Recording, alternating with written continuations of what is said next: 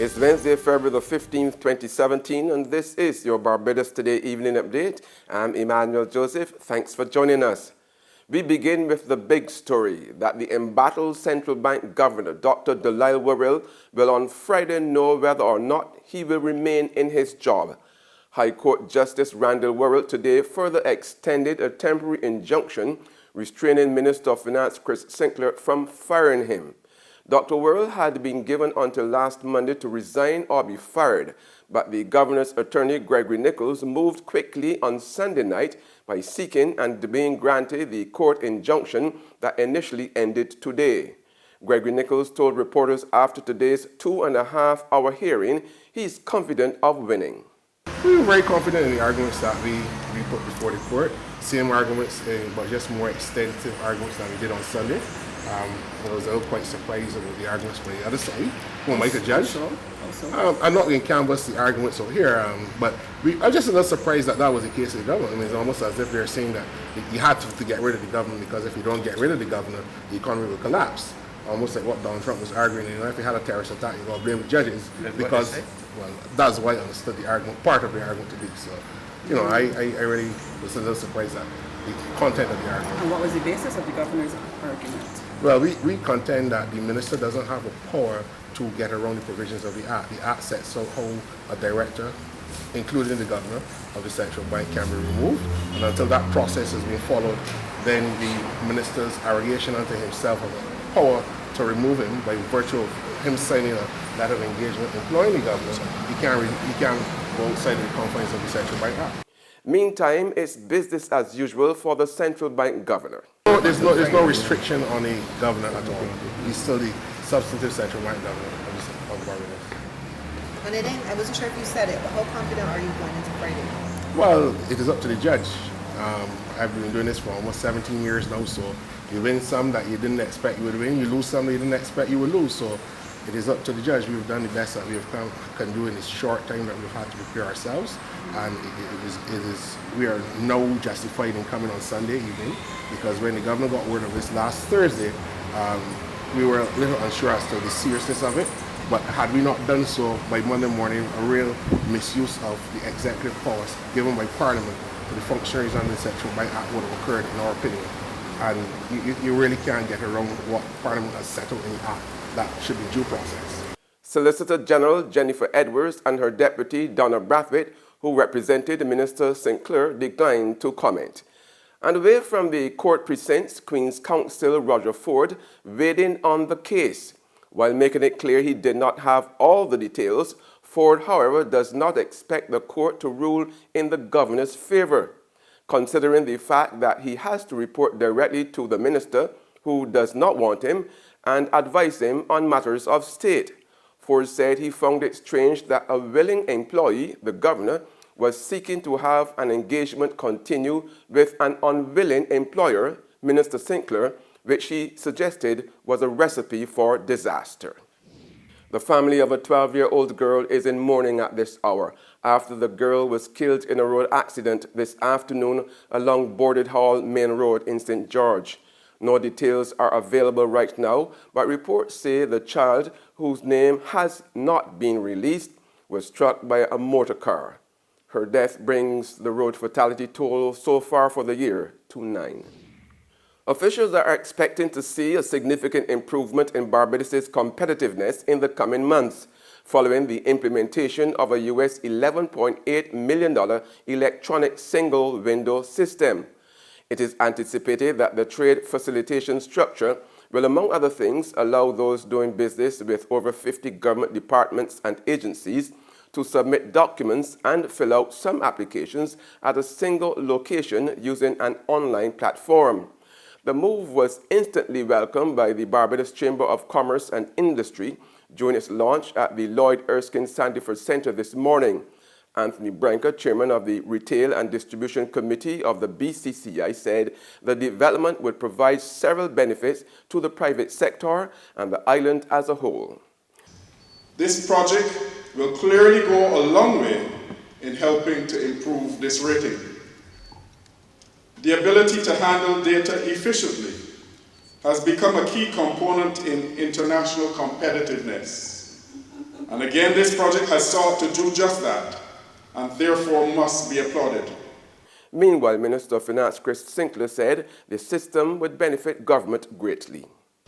Government is expected to gain from 1. An improved e-government and e-governance infrastructure. 2. Enhanced collection of taxes, duties, and penalties. 3. Higher levels of efficiency and transparency. 4. Increased conformity to regulations, international trade treaties, and the improvements in regulatory enforcement. 5. Improved relations with the private sector community. 6. Reduced incidents of corruption. And 7. More accurate and timely trade-related statistics. The main operating theatres at the Queen Elizabeth Hospital will undergo a 9-day refurbishment starting Monday. Management of the hospital says the theatres will return to full operation on March the 1st. Officials assure the public that the necessary arrangements to handle urgent and emergency surgical cases during this time had been put in place. Patients who were scheduled for elective surgery have already been notified and would be rescheduled for surgery by their doctors based on the circumstances of their individual cases. In sport, the Jamaica Scorpions put the Trinidad and Tobago Red Force to the sword in the first semi-final of the WICB Regional Super 50 tournament at Coolidge Cricket Ground in Antigua this afternoon by piling up the 9th highest ODI total of all time, 434 for 4 in the 50 overs allotment. Jermaine Blackwood scored 108 in 88 balls not out, and Chadwick Walton won 17 in 96 balls. Up to news time, the TNT Red Force were chasing 435 to win. There's regional and international news after this short break. It's the celebration of agriculture, 50 years and beyond. Come and experience this year's AgroFest exhibition at the historic Queen's Park on February 24th to 26th. Don't miss the African Heritage Month celebrations, the AgroFest Special Edition, an impressive display of leather products made from Barbados' black belly sheep, the best of crop over 2016, and much more. AgroFest 2017. Tickets available at all official box offices. Get your paper. Only $2.25, $2.20. Who? For what? That's Bear Stale News. I don't read about that on Barbados today since last night. That can't only care do. $2.20. Who? The Barbados Today, news you can trust. It's the celebration of agriculture, 50 years and beyond. Come and experience this year's AgroFest exhibition at the historic Queen's Park on February 24th to 26th. Box offices: Barbados Agricultural Society, Roberts Manufacturing Feed Store, Clear Vision Optical, Massey Stores Barbados Limited, Worthing, Sunset Crest, Oystons, and Sky Mall. Massey Stores Home, Sheraton and Pierhead, Cape Shepherd Broad Street, Waterworld Pet Shop, Jordan's Complex Spikestown, Ticket Centre, Massey Supercentre Warrings. Be there.